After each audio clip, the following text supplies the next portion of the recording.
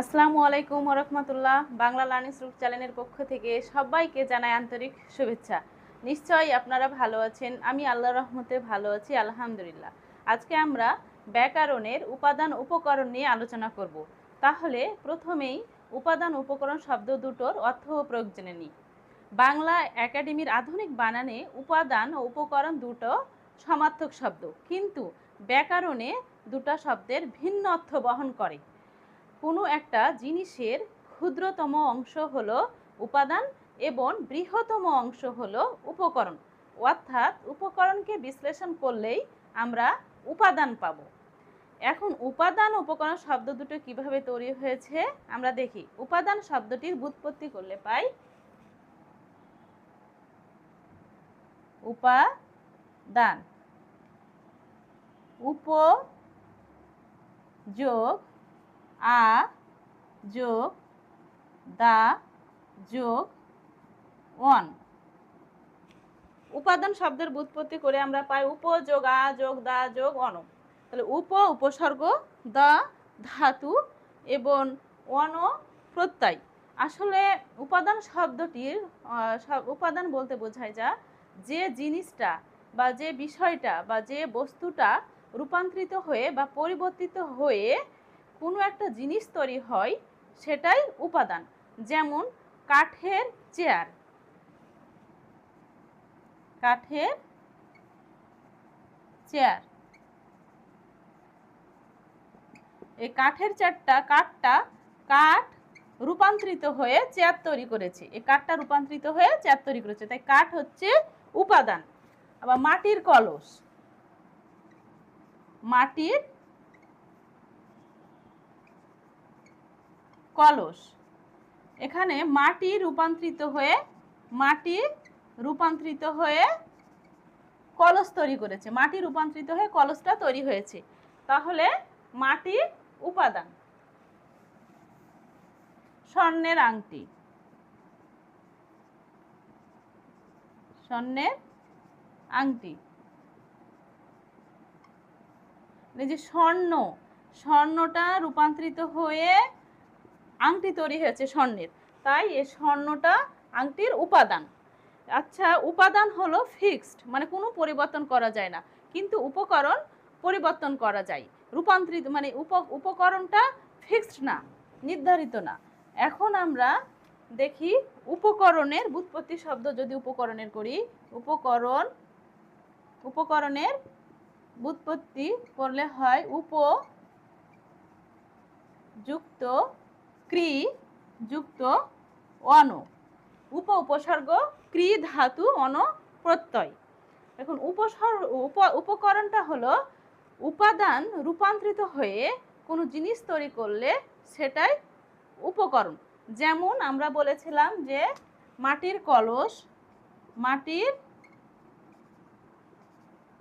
কলস, এই মাটিটা রূপান্তরিত হয়ে কলস তৈরি করা হয়েছে, তাই কলসটা উপকরণ।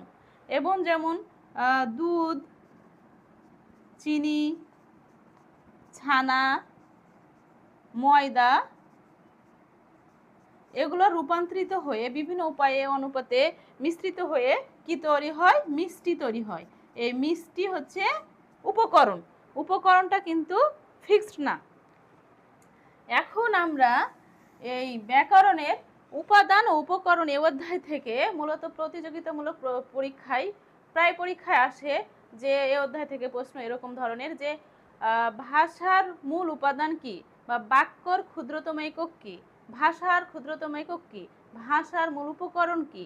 তাহলে আমরা এই প্রশ্নটাকে আমাদেরকে উত্তর দিতে হলে আমাদেরকে জানতে হবে ভাষার স্ট্রাকচার। তাহলে ভাষার স্ট্রাকচার করলে আমরা একটা চার্ট করি।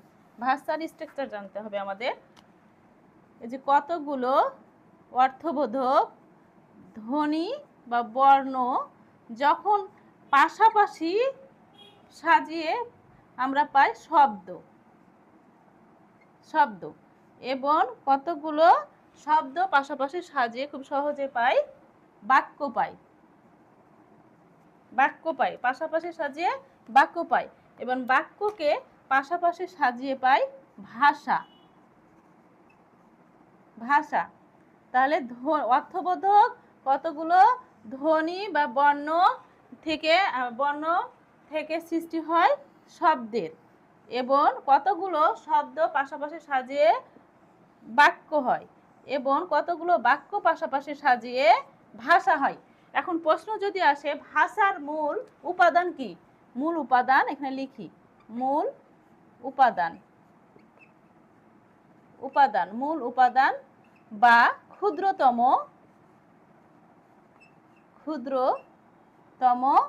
একক।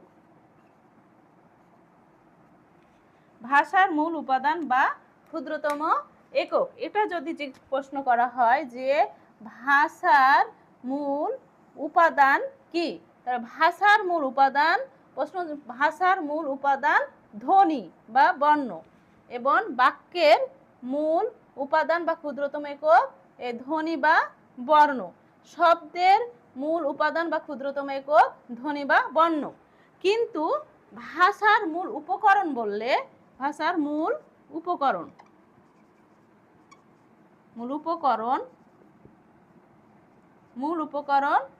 বা বৃহত্তম একক,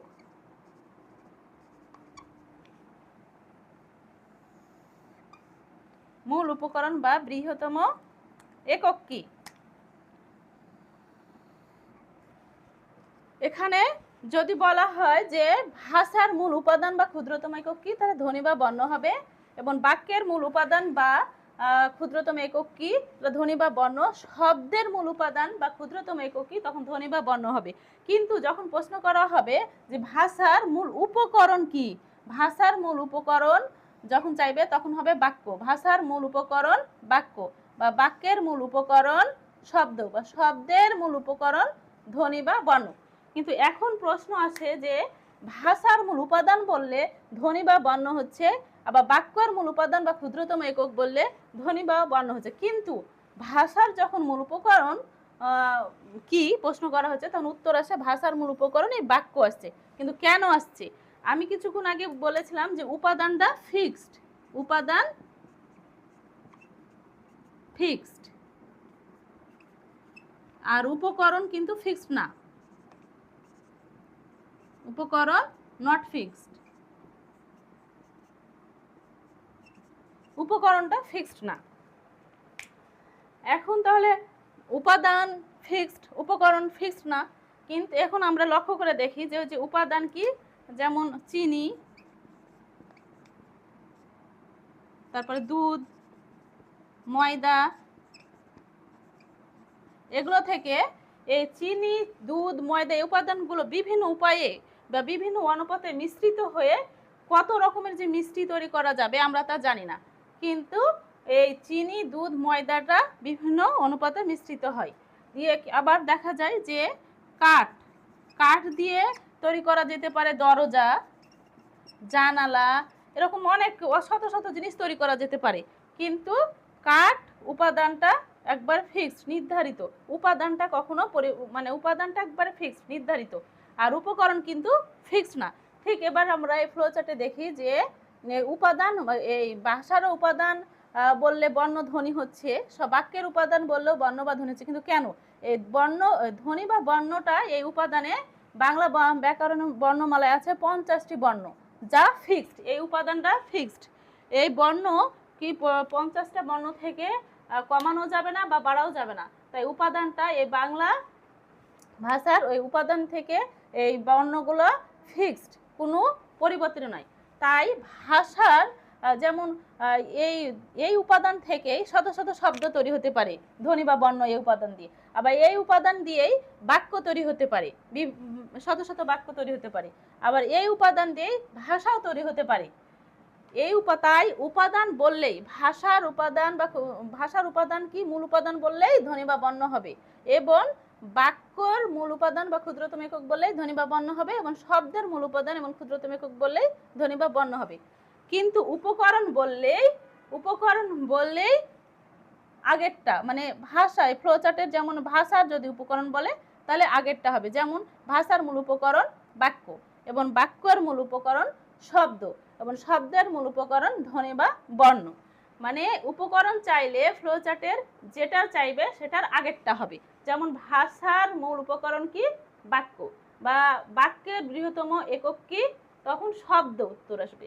শব্দের মূল উপাদান কি? ধ্বনি বা বর্ণ। তাহলে আমরা বুঝতে পারছি যে মূল উপাদান বললেই বা ক্ষুদ্রতম একক উপাদান বললেই ধ্বনি হবে, এবং উপকরণ বললে বা বৃহত্তম একক বললেই যেটা চার্টে থাকবে তার আগেরটা থাকবে। যেমন যেটা চাইবে, ভাষার মূল উপকরণ চাইলে বাক্য হবে, বাক্যের মূল উপকরণ চাইলে শব্দ হবে, এবং শব্দের উপকরণ চাইলে ধ্বনি বা বর্ণ হবে। কারণ ধ্বনি বা এই যে ধ্বনি বা বর্ণ, এখানে যে বর্ণ আছে বাংলা বর্ণমালায় 50টি, সেটা নির্ধারিত ফিক্সড করা আছে, যা পরিবর্তন করা যাবে না, বা কমাও যাবে না, বাড়াও যাবে না। তাই ধ্বনি বললেই উপাদান বললেই ধ্বনি হবে, আর উপকরণ বললে যেটা চাইবে, ভাষার উপকরণ চাইলে বাক্য হবে, মানে ভাষার আগেরটা হবে, মানে চার্টে যেটা চাইবে তার আগেরটা হবে চার্টের অনুযায়ী। আবার বাক্যর বললে শব্দ হবে। তাহলে আজকে উপাদান ও উপকরণ নিয়ে আমরা নিশ্চয়ই ধারণাটা আমাদের এসেছে, এবং উপাদান এই উপকরণ থেকে আমি কয়েকটা লক্ষণীয় যে প্রশ্নগুলো থাকে সেই প্রশ্নগুলো দিব, এবং আপনারা কমেন্টে বক্সে গিয়ে সে অ্যান্সার দিবেন।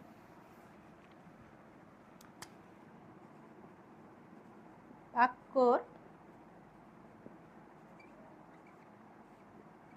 মূল উপাদান কি?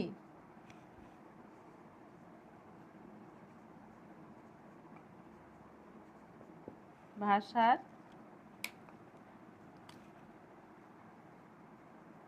বৃহত্তম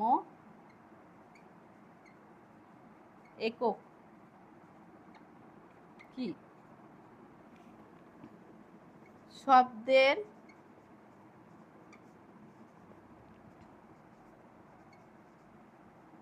মৌলিক একক কি? তাহলে এই অধ্যায় থেকে বাক্যের মূল উপাদান কি, ভাষার বৃহত্তম একক কি, শব্দের মৌলিক একক কি, এই উপাদান এবং উপকরণের ব্যাকরণের এই অধ্যায় থেকে এই 3টা প্রশ্নের উত্তর আপনারা কমেন্ট বক্সে লিখে আমার কাছে পাঠাবেন। এবং যদি ভালো লাগে এই অধ্যায়টা থেকে, যদি আপনাদের ভালো লাগে বোঝানো, তাহলে আপনারা অবশ্যই লাইক দেবেন এবং কমেন্ট করবেন এবং সাবস্ক্রাইব করবেন চ্যানেলটা।